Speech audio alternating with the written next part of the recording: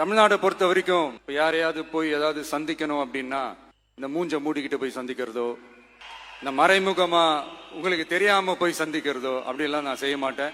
எதுவா இருந்தாலும் வெளிப்படையாக ஒளிவு மறைவு இல்லாம தான் நான் செய்வேன். இவ்வளவு பெரிய ஒரு பொறுப்பை என் கையில கொடுத்திருக்கிறீங்க.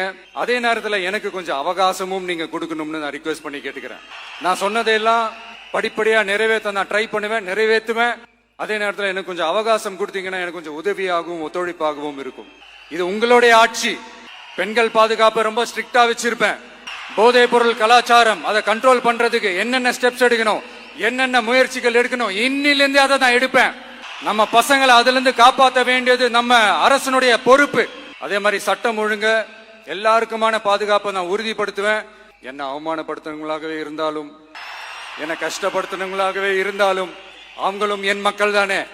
நண்பர்களாக இருந்தாலும் எதிரிகளாக இருந்தாலும் 8 கோடி மக்களும் என் மக்கள் தானே.